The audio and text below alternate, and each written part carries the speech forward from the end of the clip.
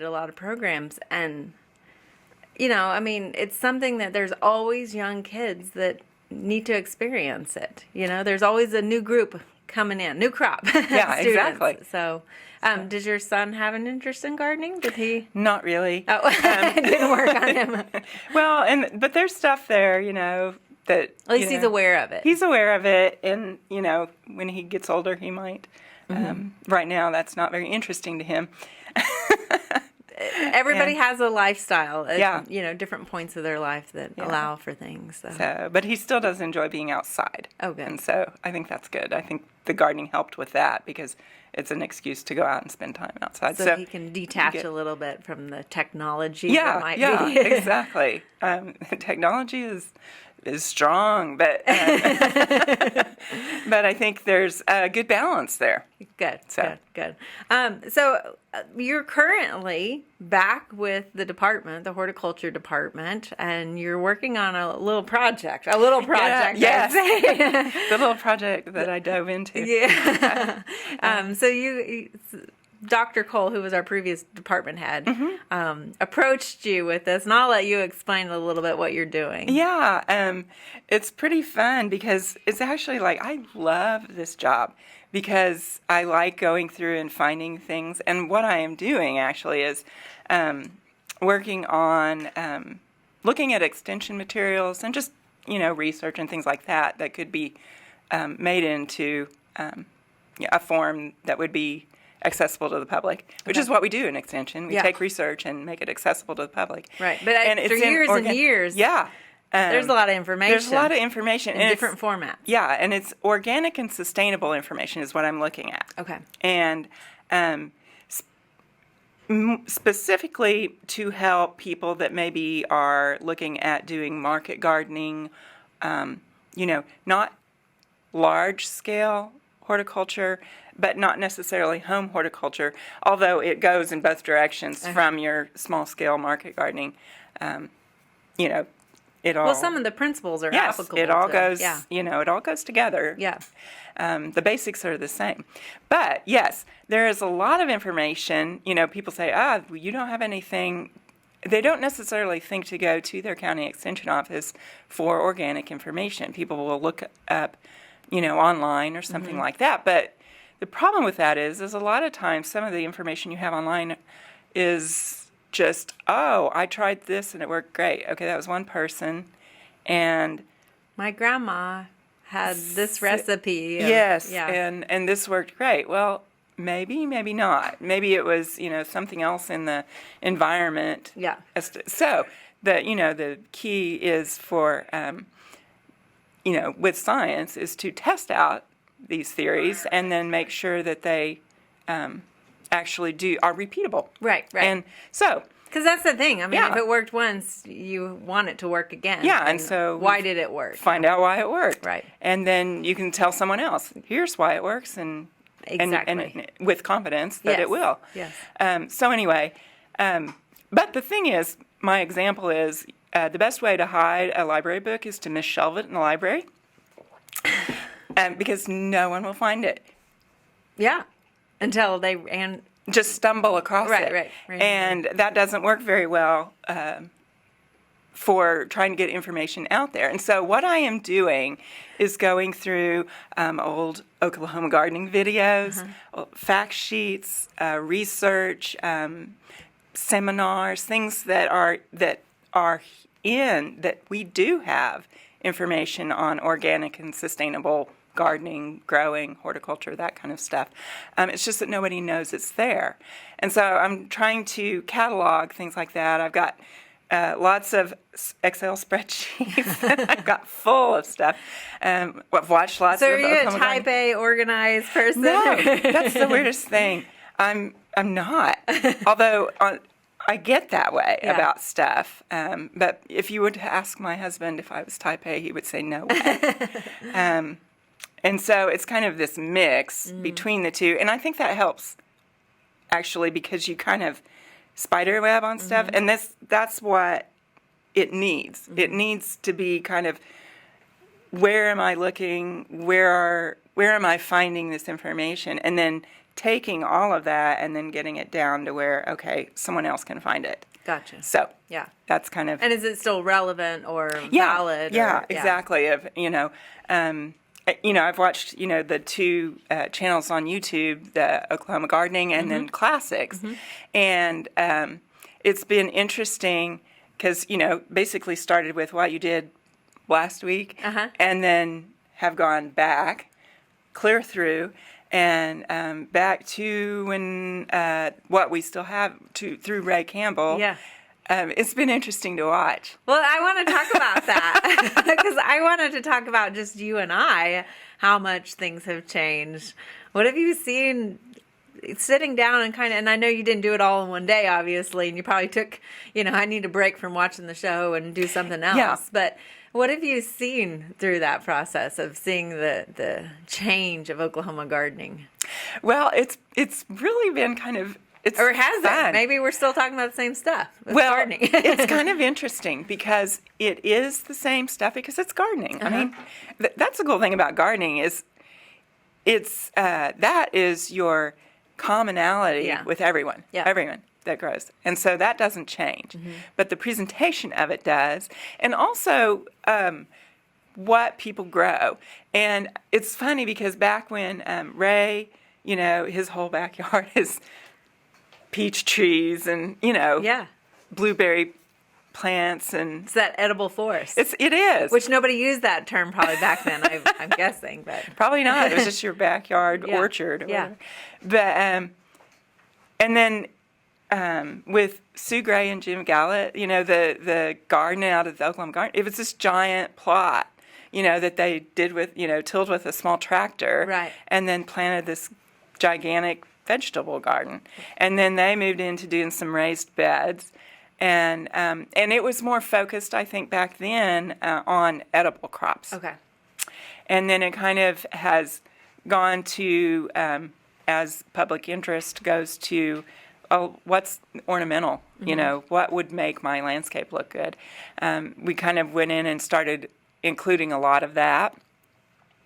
And I think there's a shift going back to It's kind of funny because now, it is going back around to what can I grow? And, What can I grow to eat so that I can have fresh food? And it's interesting to see.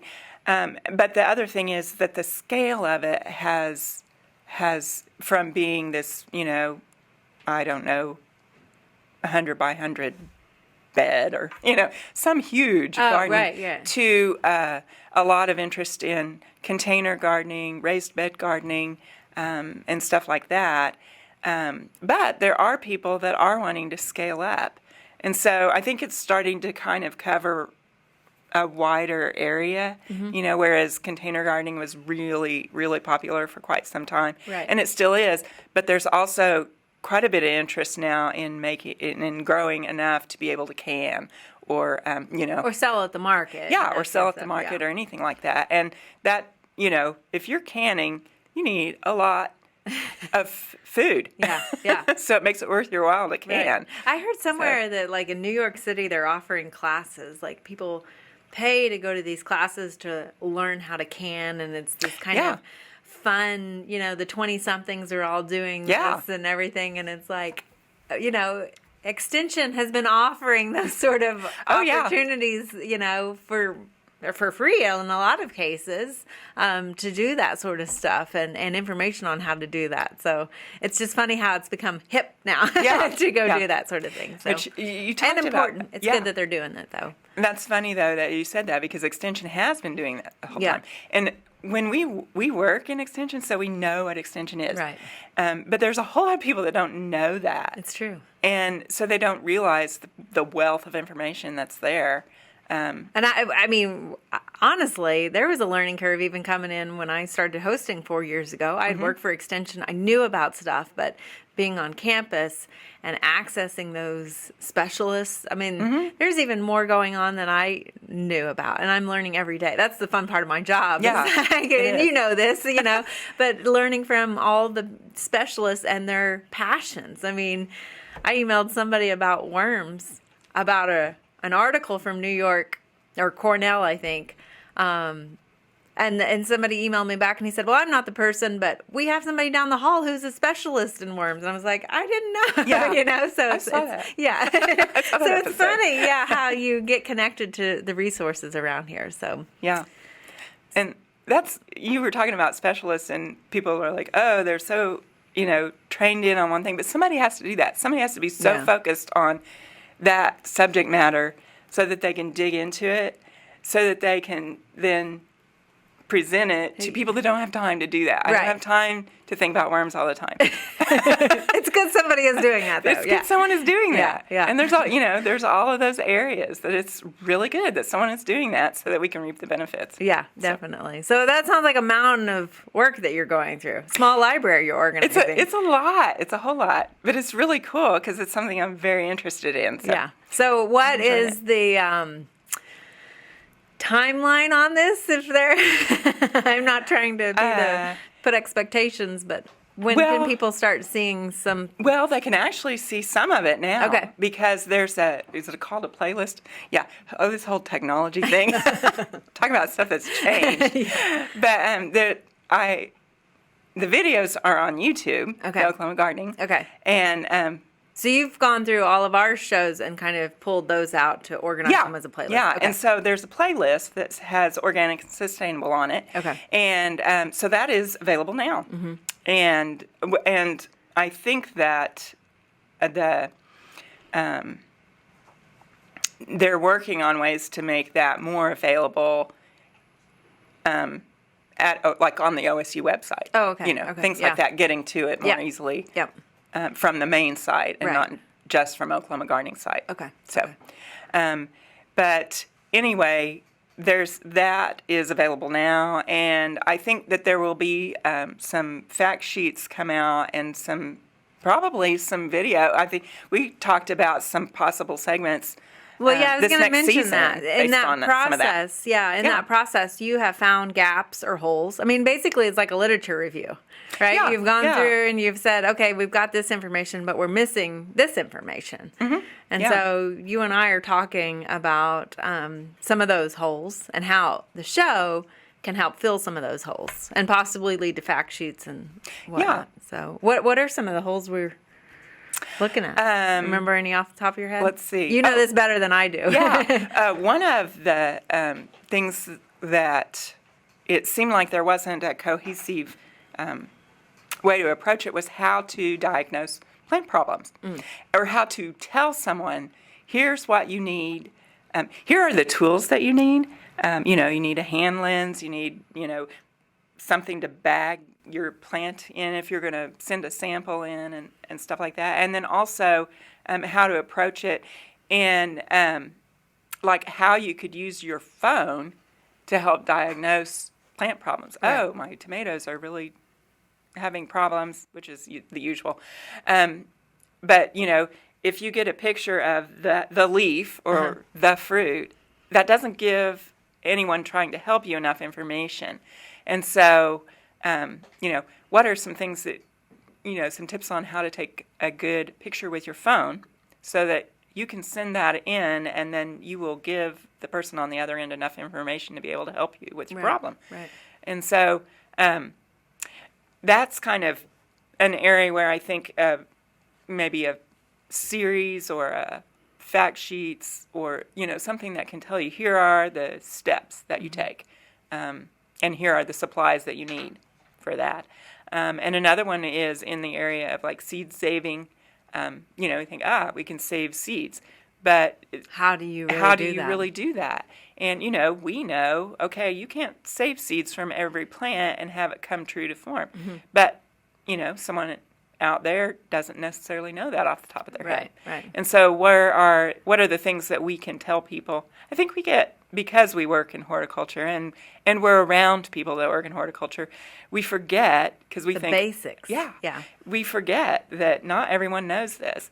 And we think, oh my gosh, I'm going to talk about that again, and people are so tired of hearing of it, but they're not.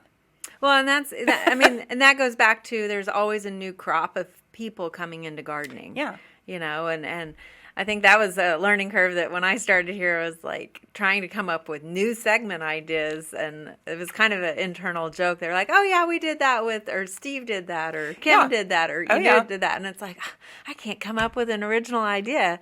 And I'm sure that's not just in the gardening world. That's in, a lot of things. But really, it's updating that information. Mm-hmm. It's informing the new people to that industry, whatever it might be, whether it's gardening or whatever. And putting you could present the same thing I could present, and we would do it in two different ways. Oh, yeah. And they can be received in two different ways, you know. So it's fun. Yeah, it is. To put your spin on it. So.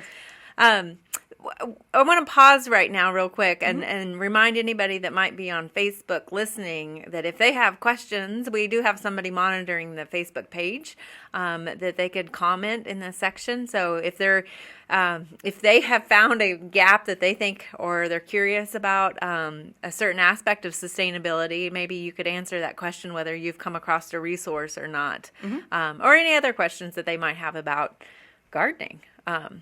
Why are their tomatoes dying? It might be hard to answer without having more information. But so we're open to take in comments or questions. And we want to tell everybody thank you for tuning in and stuff. And again, we're here with Brenda Sanders. Simons was your maiden name, is that correct? Yeah. So that was your host name. It changed during the show. Did it change during the show? Okay. That's actually kind of fun. Yeah. So, I mean, if people know you they might not recognize Sanders. So, you know. So she hosted the show back in the 90s. And so we're happy to have her here in the audience or studio again with us. We're in Ag North. It's out of the gardens, but it's a beautiful day out there. It's gorgeous. The wind's calmed down, I think, finally. So tell us a little bit about how it was to shoot a show back in your day. We're going to shoot this afternoon, so I'm just curious. Was Kevin your videographer and director back then? Kevin Gregg, who is our current day? Yeah. Okay. Actually, he's been with the show for a long time. So. Yeah, he has. John Bodie was the videographer that I started with, producer. And then Connie Parker, and then Kevin. Okay. And so you went through three. Yeah, I ran them off. So anyway, but it was different in that the tool. Well, Kevin would be able to speak to that much more. Oh, technology. The technology's changed amazingly, and I think that everything was a lot heavier back then. Like the camera was bigger, and the batteries were huge, and and the technology to be able to make a show that's pretty has really changed. Mm-hmm. It's a gorgeous show now. And that's interesting just thinking about that because in going back, and I said I went back through, and you get to those classic ones, and you're like, wow, this video quality, it's like they're in a fog. You can't tell what plant they're talking about because of just the technology as far as the pixels and stuff. Yeah, it's really interesting because it isn't as clear. Mm-hmm. And a lot of, back then, they relied on the B-roll, where you'd go through the segment, and then you spend probably twice as much time going back and shooting pictures of all the things that you talked about, because it wasn't as you didn't have the I'm getting way out of my feet here. I turned my phone on and it worked, but it's like you didn't have all the tools you needed to make it flow as well as you do now. It's like, when you're and also artist. we still do a lot of B-roll to cover us talking and that sort of stuff, but we the technology that we've also incorporated with the drone now and the GoPro and all the different cameras just help make that prettier. So and we have great staff behind the scenes that make all that come together. Oh yeah, you do. So, you have the best staff. Yeah. Well, I always say we have the easy part. We just get to talk and garden. So it's definitely changed over the years. It's interesting. So. And you can't garden when it's raining and that sort of stuff. I came from the world where you got to get it done regardless of what the weather is, but that doesn't always make pretty TV to be. Yeah. So it's nice having that. So tell us a little bit about the gardens themselves, how they've changed. I mean, you still are around the Botanic Gardens out there. Oh, yeah. From what was originally the studio gardens. Yeah. And now has kind of taken a life of its own, and it still is our studio gardens, but really it's known more as the Botanic Garden Right. now, and has its own entity in itself. So Yeah. That has changed a lot in that it's just so much bigger and more accessible. Yeah. I remember my big thing that I thought was so cool was that I got a sign, because you used to not be able to get out there from Highway 51. Oh, you yeah. had to go around on Virginia through the low water bridge and the gravel Yeah, to which even way get was there. better, yeah. And then it was back behind all the barns and everything. So you didn't even know it was there unless someone like told you and then drew you a map of how to get there. Yeah. And then my big thing was that I got the highway, it was probably ODOT, to put up a sign Oh, you did pointing that? to where the gardens were, one You of did those that? blue signs Congratulations. or whatever. Yeah, it's still up. I got that to come up. And so I was like, wow, that's my big accomplishment for making sure people know where we are. Yeah. Because it did kind of change from being the studio gardens to the botanical gardens. OGBA, OBGA, OBGA, Oklahoma Botanical Garden That kind of happened while I was there. Association. That was moving forward. And, Dr. Marinac that was his project. And it was kind of cool to see. I saw him at the opening of the greenhouses. Oh, yeah. And it was cool to see him and go, wow, look, he was excited about how there is a botanical garden out there now, and he fought for that. Yeah.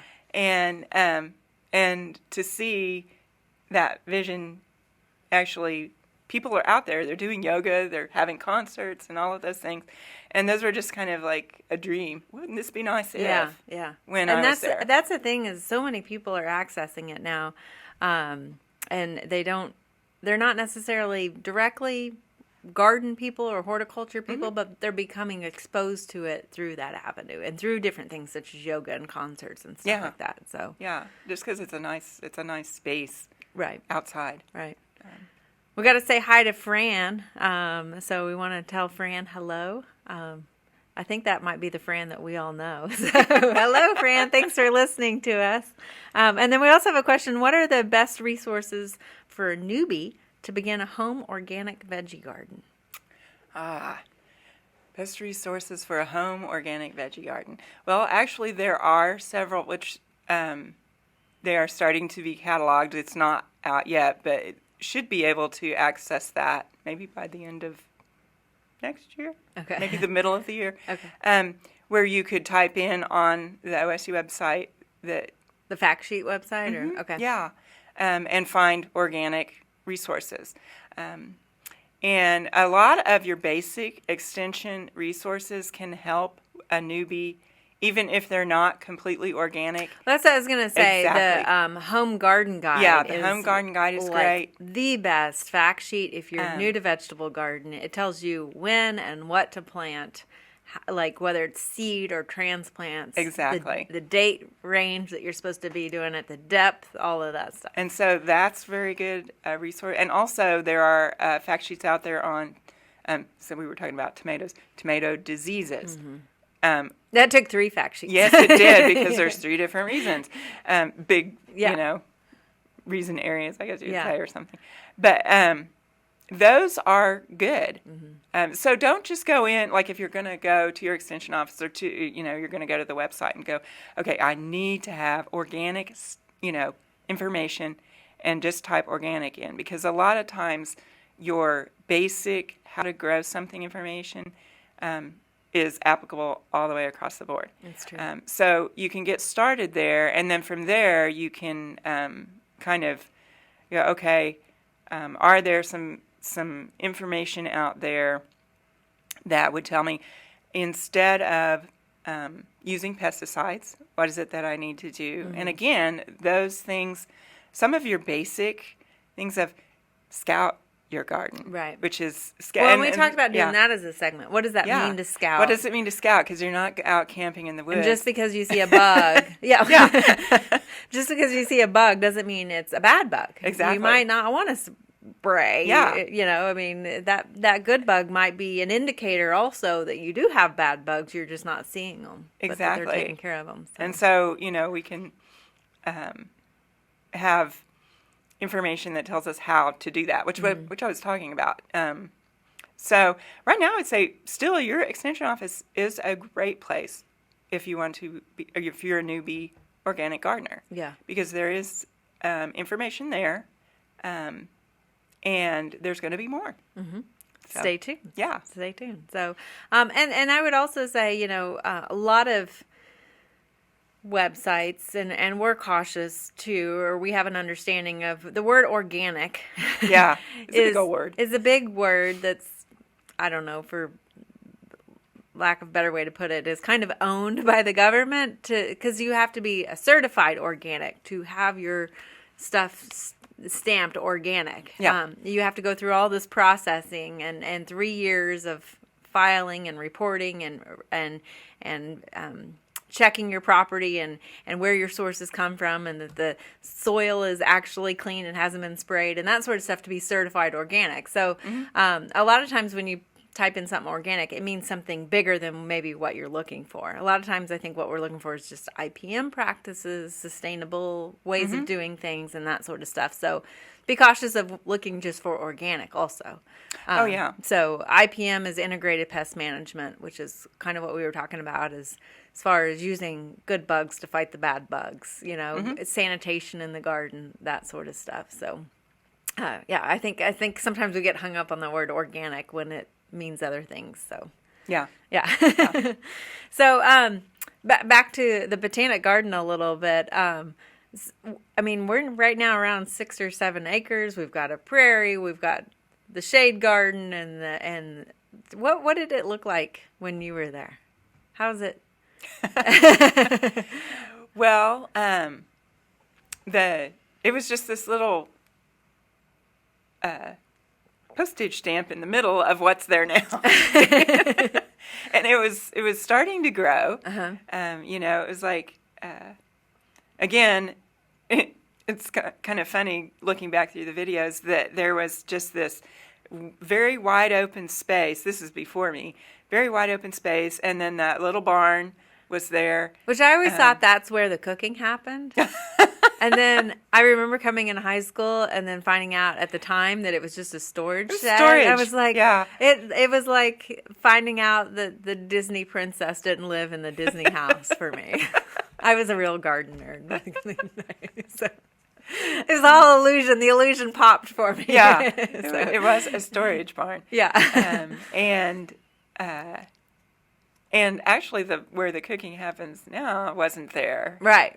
At the beginning, when they built that the large barn with the kitchen in it while I was there. Oh, okay. The educational center. The educational center, and then it's like the edges of it just kind of started blooming and growing out. A garden does that, right? Yeah, that's cool. And Steve Dobbs had done a whole lot with making that area look nice when he was hosting, and I was there right after him. And so that you were after I was Steve after Steve Dobbs and before Steve Owens. Yes. So you were Okay. And where the lawn is, the barn and the lawn, that's kind of the center of where the gardens were, and then the raised beds, which are now kind of, let's see, are they even there anymore? I'm trying to remember. It's where that color garden is. Okay, the color garden. Yeah, that's what I was the thinking. raised beds were there originally. Okay. And when was the Japanese garden there, or when did that it come? came while I was there. Oh, okay. Yeah, that was such an interesting, because Steve Owens, that was his baby. Okay. It was part of because he was the the rock garden manager. Yeah. No, I'm talking about the Japanese one that's there by the patio garden and the. Oh no, that was after, and was that?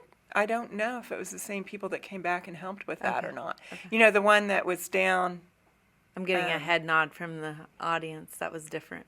It's different? Yeah. Okay. Different people did that one. Okay. So, but maybe that's where some of that. Okay, so that was to not follow even there. that. Yeah. Okay. So.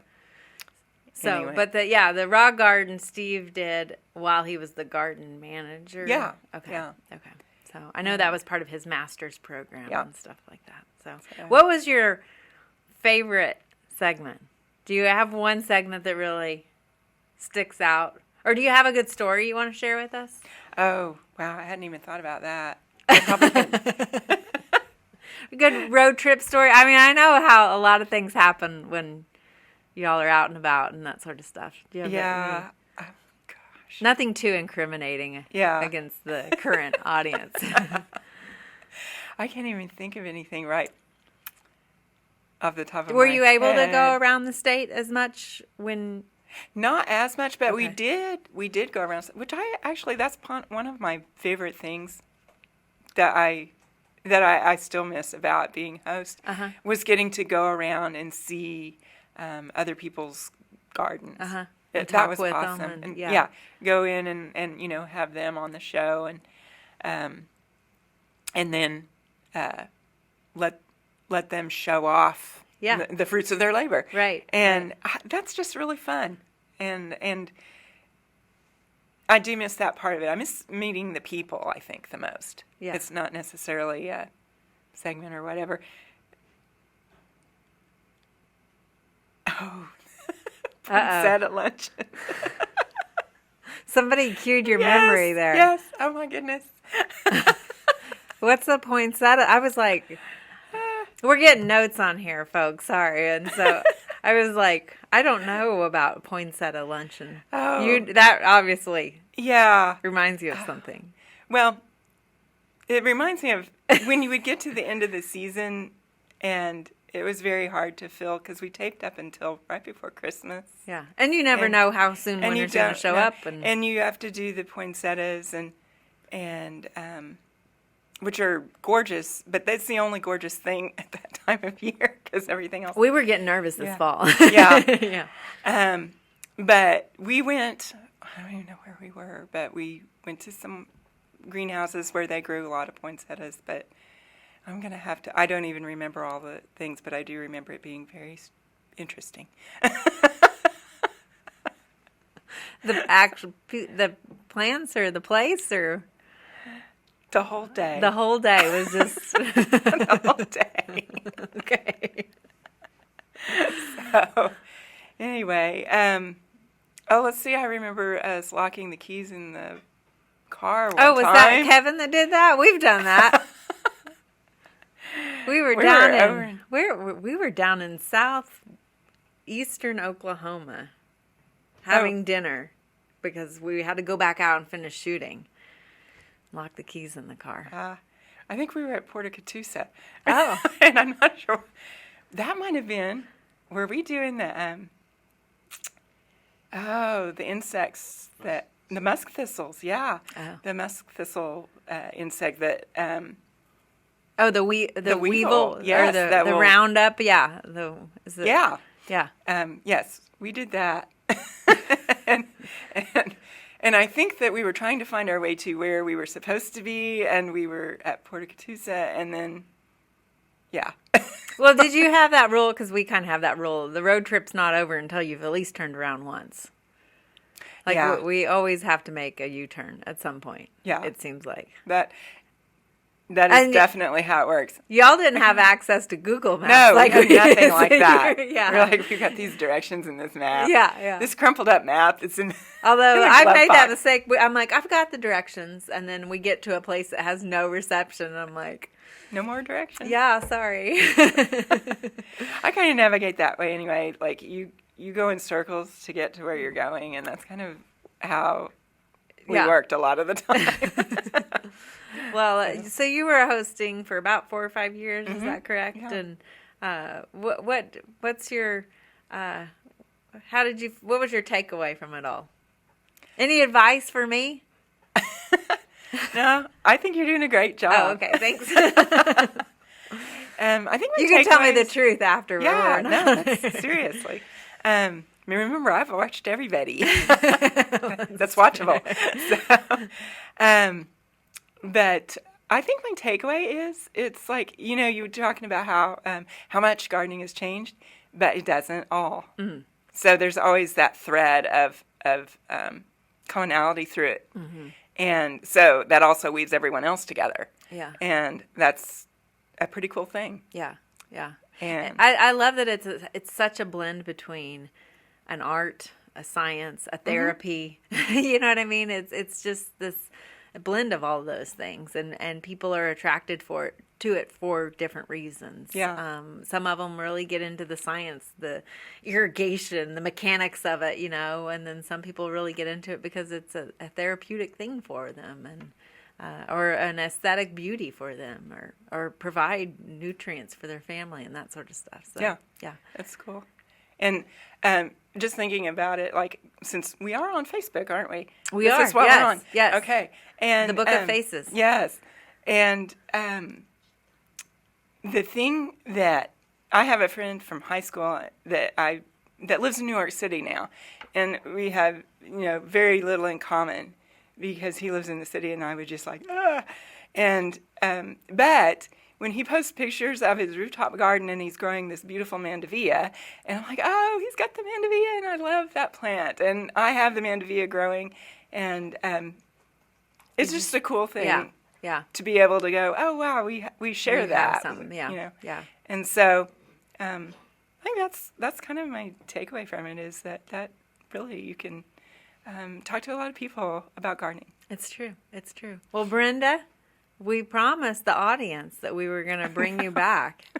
So we've got a few more minutes here, and we actually have a special guest that we want to introduce after this. But before, we want to show one of your best of shows here, segments. Oh, my word. I think we're going to learn about a little plant called Verbena bonariensis from Brenda Sanders. Right now we're getting a lot of great color out of all of the asters that are in our perennial bed. However, I wanted to talk to you about another flower that is also adding to our fall garden, and that is Verbena bonariensis. Now you can see here it is a gorgeous flower, and this has actually bloomed well for us all summer long. It has a nice verbena-like purple flower on the top, and it's also been listed as verbena on a stick because the flowers are up here on these really long stems. Then we have the nice dark green lance-shaped leaves that go up the stem, and they kind of whirl alternately on the stem here.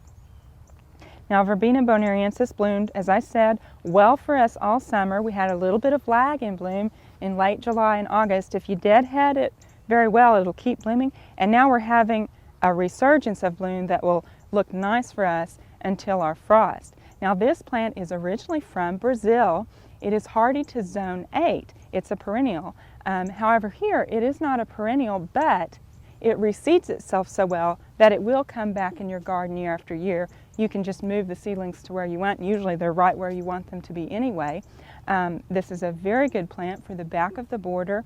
It's also good for informal type settings. It's not a very structured plant, but it is a very nice plant to have. Also, the butterflies love this. They'll be clustered all over this plant. So if you're having a butterfly garden, or if you have an informal type border, you might try planting Verbena bonariensis. Now, it likes full sun and soil that's well drained. However, it will withstand drought well for us too. So it's a very good plant for the border for summer color and also color going into the fall. Well, there you have it. Thanks for sharing that with us, Brenda. Oh, yeah. Look. I said, your hair's changed a little bit. I have bit. a mullet in that picture. I'm like, word. Mullets are back in style, from what I understand. Yeah. According to Coach Gundy. Actually, though, that wasn't a mullet. That was back in the day. It was a shag. Oh, okay. Okay, yeah. You were rocking it. Yeah. It's all about how you handle it, So obviously, some of the plants haven't changed over the years either. No. Still another great plant for Oklahoma. Yeah, and that was a pretty new plant back then. Yeah. It was like, oh, there's this really cool plant. Yeah, no, it is. Yeah. And now it's like, this is we grow this very well here. Yeah, it's a pretty regular one that will reseed in your garden. Yes, So, I so. still have some reseeding in my garden, probably from that set of plants. So I was looking at that. I think that's near the ash tree. Was that the ash tree in the background? Yeah. So I think Yeah. that's now more of our shade garden. It definitely is a bigger Yes. tree. It's got more shade to it, and Yeah, and let's see, the camera was on the west side of that, kind of okay, looking back, kind of southeast, I think. which and, is now like a buffalo lawn back there. And Yeah, stuff, so and so that whole end was open, and so that was actually a pretty sunny spot where I was talking about that. that's funny. Well, and you probably have noticed we've got somebody else joining us today. So Erin Slagell, I wanted to introduce Erin Slagell. She's kind of been sitting in the background a little bit, and thanks for coming on, Erin. Thanks for having me. So this is a little bit of a surprise. Yes. You were surprised. We're going to put a microphone in front of you. You're here because you're job shadowing me, actually, with horticulture. You're a high school student with Weatherford High School. Is that correct? Right, right. Tell us a little bit about yourself and this program that you're involved in. So I'm a senior this year at Weatherford, like she said, and I am a part of the Oklahoma Agriculture Youth Council. And so what that is, I applied in April, and the Department of Agriculture, it's run by Secretary Arthur, she started this, and we get selected, and then we get to have meetings about once a month. And then through this program, we get to do job shadowing. And so this is one of my job shadowing opportunities. So I'm very excited to be here today. Have we sold you on horticulture yet? Like Yes. how fun this is? Yes, lots of fun. We're going to go out this afternoon and shoot a segment too. So Oh, that's cool. I won't put you on the camera Okay. that way. Okay. So how many people are in this program? There's, I believe, 18 of us. And you have to be a senior? Is that- Yes. Okay. Okay. So are you coming to OSU? Have we sold you on that at least? Yes, I think so. Excellent. Go Pugs. Yay. Well, tell us a little bit about your background as far as you're from Weatherford. Are you Right. you have been involved in agriculture or 4-H FFA? Yes, so I am involved in agriculture because of my dad. He's a custom wheat harvester. So during the summers, we travel from Texas to Idaho. Oh my gosh. Yes, Y'all are busy. Yes, so that's what I've done every summer since I was born, and so I love it. And then I'm in 4-H, so that's also where I kind of got involved in the agriculture industry. Okay. So are you on the combine during the summer too? No, I'm in the kitchen helping my mom cook for Getting the the crew. lunches ready Right, for 'em. right. Okay, gotcha. I understand that role too. Yeah. So Right. it's very important to those guys to keep them Right. going. I've tried my hand in the field, but it's definitely not my talent. Okay. Well, what are some of your projects within 4-H that you do? So I do family and consumer sciences as my main project area. And so I do a lot of cooking and baking and sewing. And Maybe we will put you on the show later. Ooh, nervous. But I also am on the state council, and so I promote our state service projects across the state as well. Excellent, excellent. So, what are some of the other people that you're getting to know in this program? What are they from agriculture, or are they interested in other aspects, or what's Right. So all of us who are in the program, we're from all across the state, and so everybody's kind of interested in some different aspect of agriculture. And that's what's great about this program. It's encouraging Oklahoma kids to major in something agriculture related and stay within the state and show that the agriculture industry isn't just all about farming and staying at home on the farm. Yeah, there's really a cool. lot to making that home farm work. Right. Whether it's business or making the lunches Yes, or yes. what have you. So, my husband's a farmer, so I Right. understand. And there's a lot of challenges to the farm life. So, but a lot yeah. of joys that come with it as well. What is some of your kind of what's your plan for college? What are your, Well, I plan on coming to OSU right now, and I'm kind of torn between doing something in horticulture or maybe ag law, ag business, something like that. So two very different paths. But, what is it about ag law that? well, I've always been into math, Oh, and okay. so, and reading and lots of studying, I guess. Uh-huh. So I enjoy that kind of thing. Excellent. And what is it about horticulture that... Well, my grandma... What do we have to convince you of here? Well, my grandma is a big gardener, and she's always had a huge garden, and I've always loved going over to her house and working with her in that. And since I've grown up on the farm, it's always just kind of been a part of my life. So Anything in particular she grows that she's... Tomatoes. Yes. She's got it down, huh? Right. We might have to come visit your grandma. Oh, yeah. Garden at some point. So you're out in Weatherford. The climate's a little bit different out there. Right. Tell us about, what your summers are like. Well, I'm really not home most of the summer. You're in Iowa or wherever. Yeah. So I spend a lot of time in Idaho over the summer. Oh, okay. And it's super nice up there. Super pretty. Yeah, that's a good place to go in the summer. Yeah. Well, Erin, thank you for joining us, and you're going to be with us all day, so I'm looking forward to taking you around campus and introducing you to some different people and stuff, and helping us film a segment later on this afternoon. And Brenda, thank you. This has been fun, walking down memory lane a little bit. We want to give a shout out to Becky. I just saw that. Becky Carroll, we all know her. Becky. Becky, actually, I need to plug, Becky is going to be on our next podcast. So she is our fruit extension specialist. So when we talk about edible forests and things like that, growing peaches and pecans and grapes. Fruits and nuts. Yeah. So she's our fruits and nuts person. Sorry, Becky, we love you. But she'll be on. Our next podcast is December 18th. So if anybody wants to tune in and ask questions, again, we'll be on Facebook Live. And Erin, please join us from Weatherford. I will. Are you out of class today or what? Well, might be skipping school. Oh. Sorry. It's all right. Yeah, we just went public with that. It's all right. Don't say you were at home sick or anything. I The cat's out of the bag. So. All right. Well, thank you for joining us, Erin. And Brenda, thank you. It's always a pleasure. And we look forward to hearing more about that. And I know you and I are going to be corresponding about future segments and fill in some of those holes with sustainable garden, organic gardening, and that sort of stuff. So thank you. Thank you. All right.